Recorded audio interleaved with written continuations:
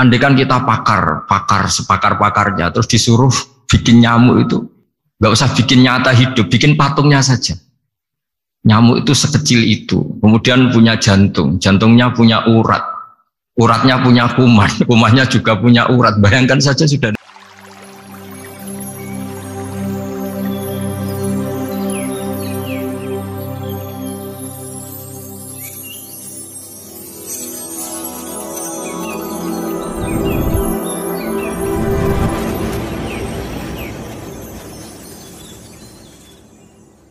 Sebelum kita cerita Isra Mi'raj dan inspirasi dari Isra Mi'raj, saya akan memberi analogi ya. Analogi ini akan menolong secara ilmu tauhid, ilmu mengesahkan Allah Subhanahu wa taala. Dan ini menjadi pokok ya dalam pengajaran tauhid. Ini mohon maaf kalau terpaksa saya ngaji model dulu lah, model pesantren ya. Tapi tanpa ngurangi rasa hormat, tanpa ngurangi rasa empati, rasa takdim saya. Teman-teman yang saya hormati semua, karena di sini banyak santri-santri muda. Hubungan kita dengan Allah Subhanahu wa taala yang serba kuasa, yang maha kuasa, yang serba bisa. Tadi dikatakan Bu Menteri bisa apa saja kun fayakun, kalau Allah sudah mentitahkan pasti terjadi. Itu kira-kira seperti ini. Saya ini bawa cincin dari besi mungkin atau dari apa itu ya besi lah atau perak. Yang jelas tidak emas ini karena saya cowok. Yang jelas tidak emas. Saya bawa kertas. Kalau Anda saya tanya, kertas ini sama cincin kuat mana? Pasti akan menjawab kuat cincin karena materinya dari besi. Jawaban itu benar, tapi harus ditambahkan secara materi itu kuat cincin ketimbang kertas. Tapi Anda salah, harusnya menjawab ya terserah Gus Bahak karena yang megang itu Gus Bahak. Karena bisa saja saya punya rencana menghancurkan cincin ini, sementara saya punya rencana mengabadikan kertas ini. Kira-kira gitu hubungan manusia dan Allah Subhanahu wa taala. Jadi hal yang kita kira abadi karena materinya kuat, ternyata Allah punya rencana menghancurkan. Sementara yang kita kira lemah atau rentan atau apalah, ternyata Allah punya rencana mengabadikan. Di sini kemudian istilahnya orang-orang tasawuf, wa tafwidil umur ila mudabbiriha. Kita sebagai manusia menyerahkan urusan pada pengaturnya, pada yang punya. Bukan wilayah kita mengatakan cincin ini lebih kuat ketimbang atau lebih abadi ketimbang kertas. Karena saya punya rencana menghancurkan cincin, tapi ingin mengabadikan apa? Kertas. Sehingga tentang pandemi, tentang tragedi sosial, tentang apa saja, kita tidak pernah tahu rencana Allah itu mana yang lebih awet. Jangan-jangan kita takut pandemi, saya berkali-kali ngaji, mati kita kecelakaan. Jangan-jangan takut kecelakaan, mati kita karena ngelindur, tiru kebablasan, nggak bangun. Kita takut mati ngelindur, mati kecelakaan, jangan-jangan mati kita karena likuifaksi, karena gempa atau karena tsunami. Nah, hal-hal seperti ini yang terus menjadikan kita bilang dan berkeyakinan hasbunallah wa ni'mal wakil. Hanya Allah yang tahu dan semua urusan mencukupi kita hanya Allah. Tadi kata Bu Menteri kita akan menghadapi ini dengan ilmu pengetahuan dan pengalaman. Oke, saya sangat setuju itu. Tapi lagi-lagi bangsa ini dan seluruh tren dunia itu kalau misalnya baru tsunami ya semua orang ramai ketakutannya pada tsunami. Ilmuwan berteori bahwa tsunami siklusnya sekian tahun per sekian tahun. Nanti pas gempa juga gitu, pas likuifaksi juga gitu. Nanti kalau mudik mungkin ketakutan orang sama kemacetan sama macam-macam lah. Takut kecelakaan laka di jalan dan sebagainya. Sehingga sebelum ngaji ini lebih jauh, pastikan bahwa tidak dalam wilayah kita mengatakan bahwa cincin ini lebih abadi, lebih awet ketimbang kertas. Tapi kita harus menjawab secara materi cincin itu lebih awet ketimbang kertas. Tapi secara hakikat ya terserah yang mengendalikan, terserah yang punya rencananya apa. Nah, di sini pentingnya ngaji. Karena dari ngaji itu kita akan kembali ke ma'rifatullah, ngerti Allah yang sebenarnya. Sebab itu di surat Isra disebut pada akhirnya ngaji itu apa? Subhanalladzi asra bi 'abdihi lailam minal masjidil haram ilal masjidil aqsa alladzi barakna haulahu.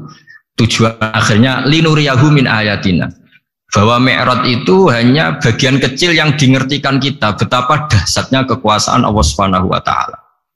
Betapa tidak terbatasnya kemampuan dan kebisaan dan kudrahnya Allah Subhanahu wa taala. Makanya masih dikatakan min ayatina, itu masih sebagian kecil dari ayat-ayat kata Allah.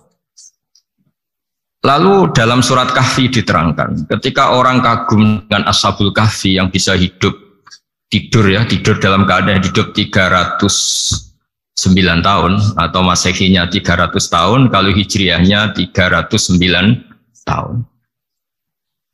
Itu mungkin kalau kita ilmuwan, ahli baksil atau ahli apalah, itu mungkin lebih kagum tentang nyamuk. Saya berkali-kali bilang, andaikan kita sepakar-pakarnya, terus disuruh bikin nyamuk itu, nggak usah bikin nyata hidup, bikin patungnya saja.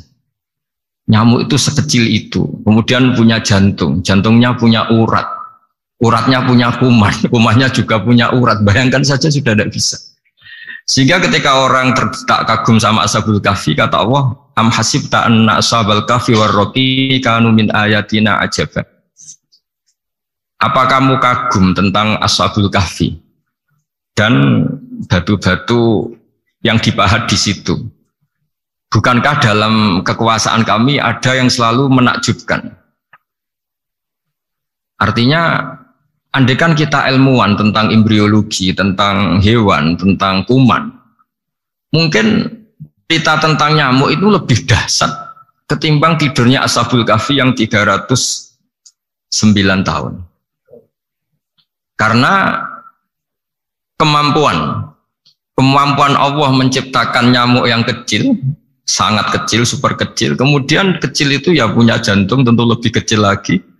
Belum uratnya jantung itu, belum nyamuk juga di dalamnya menyimpan calon-calon keturunannya. Kayak apa kecilnya lagi? Nah, di sini Allah mengingatkan kita, innallaha la yastahi ayyadriba matsalam ma ba'udatan fama fawqaha. Allah tidak pernah malu jika dalam menunjukkan kekuasaannya Allah memberi contoh seekor nyamuk. Karena nyamuk ini andaikan kita, tadi saya ulang lagi, andaikan kita ilmuwan yang nekuni itu, strukturnya bisa melihat, bisa nyari pasangan hidupnya, dan bisa hamil, bisa melahirkan, atau bisa menelur, dan sebagainya. Maka kita akan kagum sekagum-kagumnya betapa kita di depan kekuasaan Allah Subhanahu wa taala tidak siapa-siapa, dan akhirnya kita ikrar-ikrarnya asyhadu alla ilaha illallah, bahwa tidak ada kekuasaan selain kekuasaan Allah Subhanahu wa taala.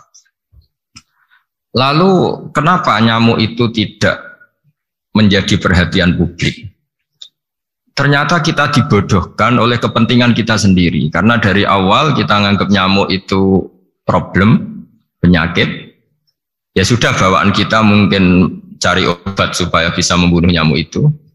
Atau melihat nyamuk itu sebagai problem, bukan sebagai ayatun min ayatillahi ta'ala, sebagai tanda-tanda kebesaran Allah Subhanahu wa ta'ala.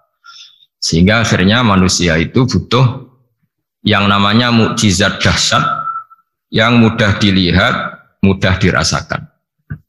Akhirnya kita tahu dalam sejarah para nabi, Nabi Musa minta mukjizat Laut Merah dibelah sehingga bangsa Israel bisa melewati kejaran Fir'aun dan sampai selamat dari kejaran Fir'aun. Nabi Soleh umatnya minta keajaiban, yaitu onta keluar dari batu besar. Dan Nabi Soleh menuruti, akhirnya ada unta yang keluar dari batu besar. Begitu juga nabi-nabi sebelum itu atau setelah itu, selalu ada mukjizat yang memang manusia tidak mampu. Nah, kata tidak mampu ini yang semua umat para nabi tidak akan seunggul umat Nabi Muhammad SAW. Karena kita sebagai umat Rasulullah SAW, untuk merasa tidak mampu, itu tidak harus hal-hal seperti membelah laut, tidak harus hal-hal seperti unta keluar dari batu, tidak harus hal-hal yang dahsyat kayak tongkat Nabi Musa menjadi ular besar yang menelan semua sihir-sihirnya Fir'aun. Kita sebagai umatnya Nabi selalu tiap hari bilang innallaha ala kulli syai'in qadir, hanya Allah yang mampu. Allah mampu atas segala hal. Melihat nyamuk kita iman, melihat hal-hal kecil. Karena kita ketika melihat nyamuk itu mesti kita itu kok hebat nyamuk, tanpa rapat, tanpa ada gaji dari Kemenku bisa populasinya dijaga. Padahal musuhnya banyak. Musuhnya nyamuk itu umat manusia yang katanya makhluk paling cerdas di dunia. Tapi tidak juga bisa menghabisi nyamuk. Mungkin mereka juga rapat terus untuk menjaga ketahanan populasinya. Jadi andai kan kita pakai ayat tadi, innallaha la yastahi ayyadriba masalam ma ba'udah. Allah itu tidak pernah malu untuk menunjukkan kekuasaannya. Cukup misalnya kita belajar tentang nyamuk. Sudah sekecil itu punya mata, matanya punya saraf, punya urat. Terus kecil apa? Begitu nyamuk sendiri punya kuman. Kalau nyamuk sendiri kecil, terus kumannya sekecil apa? Terus organ tubuhnya seberapa? Ini sudah kedahsyatan yang luar biasa yang menjadikan kita iman. Innallaha ala kulli syai'in qadir. Allah sendiri yang maha kuasa. Sehingga kembali ke tadi, peristiwa Mi'raj yang super dahsyat pun kata Allah